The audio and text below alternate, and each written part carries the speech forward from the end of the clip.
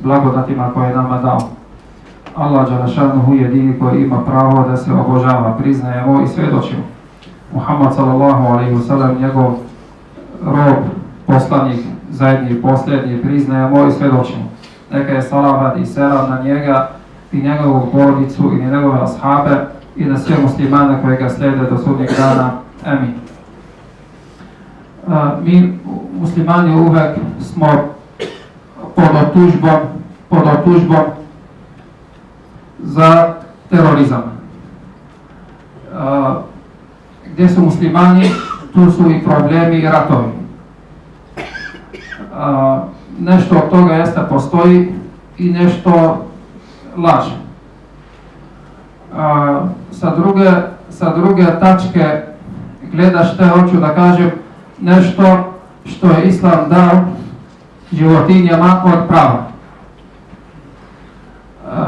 Mislim da je čudna tema, ali kada razgovaramo sa nemuslimanima, moramo da znamo da smo jaki. I nema u šta da se stidimo. Nema u šta da se stidimo. Muslimani, mi kao narod, kao umat, kao ljudi grešimo. Kao svaki narod i mnogo manje nego ostali. Ali naša vera kao vera, tu je pitanje. Tu je pitanje. Da li postoji druga vera kao naša vera? Da li postoji druga ispravna vera kao što je naša vera ispravna? Tu je suština. Suština kada razgovaramo da poređujemo veru sa verom, mišljenje sa mišljenjem. I posle toga vidimo koja je vera ispravnije i tu veru pratimo. Između ostalog, naša vera je dala životinjama prava. Zakon piše u islamu da životinje imaju od prava sljedeće. Prvo, pre što znamo što je islam dao životinjama od prava, moramo da znamo da je naša knjiga Kur'an je dala dosta sura na ime životinje. Prva i najveća sura je surat Al-Baqara, krava. Surat Al-Fil, slon. Surat Al-Naml, mrav. Surat Al-Nahl, pčela. Surat Al-Ankabut, pav. Sve su sure u Kur'anu na ime životinje. Sure se nazivaju u Kur'anu po životinjama. To je u našoj knjizi u Kur'anu. Rasulullah sallallahu alaihi wa sallam je dao dosta hadisa koji se odnose konkretno na prava životinja u islamu. Video Rasulullah sallallahu alaihi wa sallam jednom dvojica sede na konju. Svaku sedi u stvari njegovu konja, sedi na njemu i pričaju. I Rasulullah sallallahu alaihi wa sallam je rekao, Allah nije stvorio životinje za stolicu. Nisu stolice. Ako hoćete da pričate, sedite na stolicu, ne na konju. I zabranio Rasulullah sallallahu alaihi wa sallam da se jaše konje bez potrebe. I da se sedi na njim samo radi razgovora. To je haram u islamu. To je pravo. Što je islam dao životinjama da ne mogu da se koriste za razgovor kao stolicu. Kaže Rasulullah sallallahu alaihi wa sallam u hadisu koji je mnogo svima nama poznat, jedan čovjek je ušao u džannat zbog psa. Taj čovjek je bio u pustinji negdje i vidio da je psa žedan, vidio jednog žednog psa i dao mu je vodu da pije. I zbog toga što je dao, to je suština islama. Nije suština islama samo da padnemo na saždu i da krenu suze celu noć i od toga dana činimo nepravde protiv ljudi. Nije to islam. Nije islam da klanimo noći namaz 2 sata, 3 sata i da učimo ceo Kur'an i sa druge strane od toga dana sutra dan čini bulut. Ne odgovaraju se stvari, ne sklopaju se stvari. Islam je dao to da čovjek može da ulazi džannat, ne zbog toga što je klanio noćni namaz, niti zbog toga što je postio mjesec Ramadana u avgustu mjesecu, ne, nego zbog toga što je dao psa, što je dao psima da piju. I jedna žena je ušla u džannat, jedna žena je ušla u džahannam zbog toga što je mučila jednu mačku pa nije joj dala da jede, niti nju pustila da sama se snalazi. I kaže Rasulullah s.a.v. ušla zbog nje u džahannam. Kaže Rasulullah s.a.v. bila jedna žena bludnica od Bani Israilovi sinovi. I ta bludnica, kaže Rasulullah s.a.v. dala mački da pije. I Allah želešanu nje oprostio. Oprostio blud zbog toga što je dala da mačka pije. Sitna stvar, ali kod Allaha mnogo vredi. Također kaže Rasulullah s.a.v. jednom, kada je bio sa ashabima, jedan od ashaba je uzeo, jedan od ashaba je imao jednu kamilu. I kada je došao Rasulullah s.a.v. kod njega u plac, i kamila je došla kod poslanika i plakala. I Rasulullah s.a.v. zvao ashaba. Kaže, Kamila je plakala, što si nju mučio? I kaže, kako sam mučio? Kaže Rasulullah s.a.v. rekla mi je, i to je muđiza od poslanika s.a.v. Kaže, rekla mi je Kamila da si nju mučio i nisi joj dao da jede i pije. I kaže Rasulullah s.a.v. bojite se Allaha u životinje. Velika rečenica, bojite se Allaha u životinje. Kao kad kaže bojite se Allaha u sebe, bojite se Allaha u džamiji, bojite se Allaha u životinji. Da bude strah, da vam bude strah od Allaha prema životinjama. Bojite se Allaha u životinje. Allah želešanu je dao u svakoj životinji da ima sebab. I ashab pita, da li ima u životinjama sebab? Znači ja nahranim psa, nahranim kravu, i od toga imam sebab. Kaže Rasulullah s.a.v. Allah želešanu je dao u svakom stomaku da ima sebab. Ima sebab u svakom stomaku.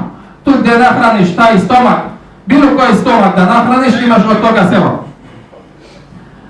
Također Islam je dao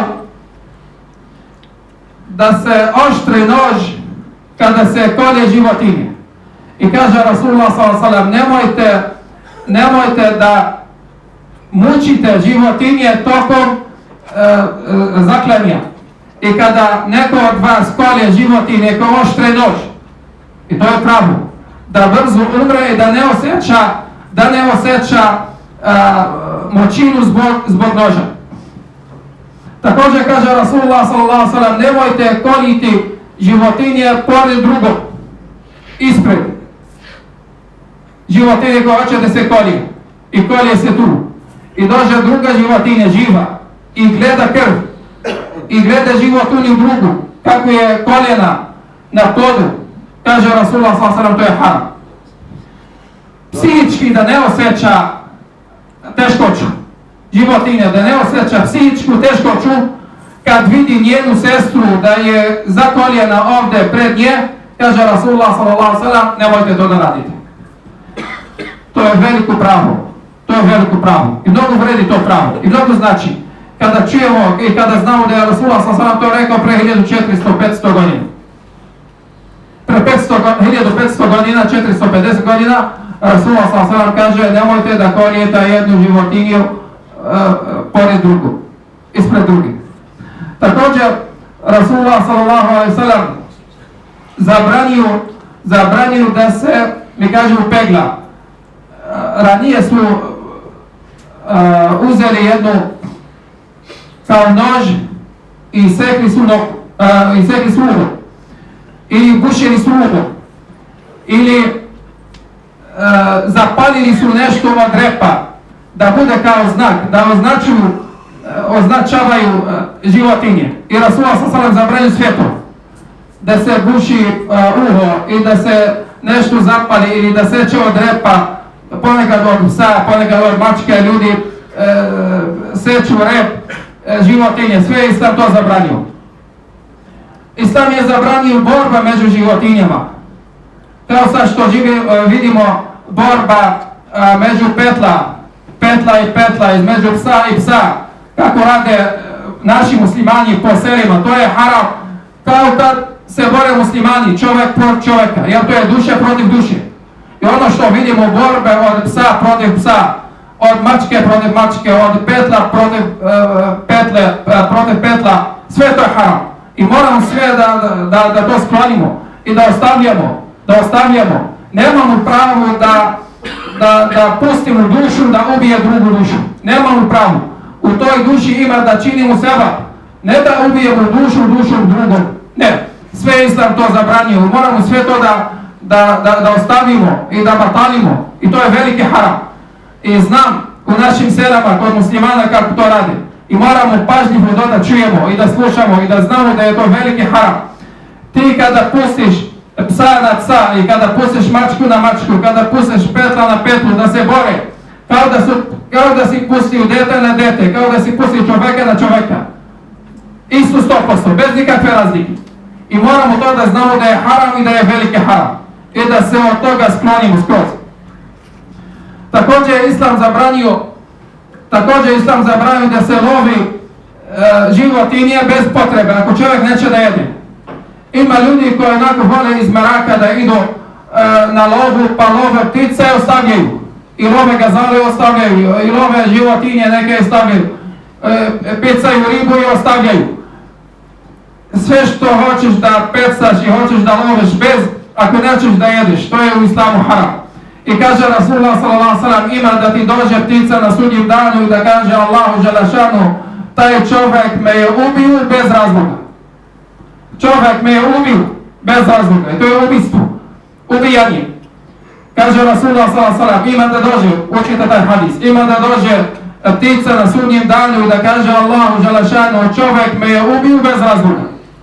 Ako hoćeš da jedeš, Islam ti je dozvolio. Allah je dozvolio da se jede. I Allah je stvorio sve životinje i ceo svijet, Allah je stvorio zbog insana, zbog čovjeka. Ali, ne da ga koristi na loš način, nego da ga koristi da ko čini kroz tog sveta Allahu ibadat. I koristimo svet da činimo Allahu Đelešanu ibadat.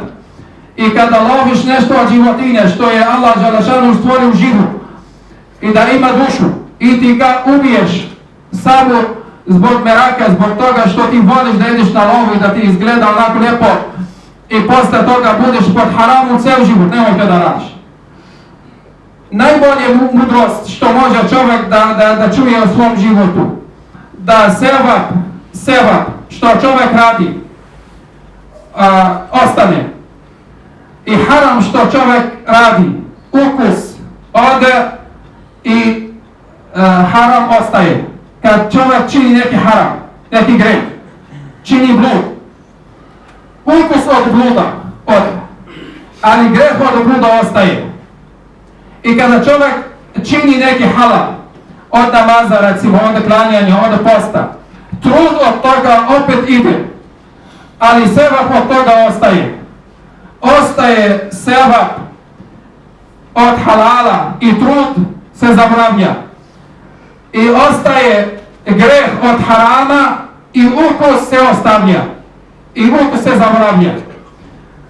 I to je velika mudrost da znamo da ono što je nama ostaje, što nam ostaje, je ono što piše. Ne ono što se osjeća, nego ono što piše. Da znamo kada razgovaramo da je Allah Đelešanu nama dao najljepšu veru, molimo Allah Đelešanu da nam da korisno znanje, a kulu qavli hada wa astaghfiruh.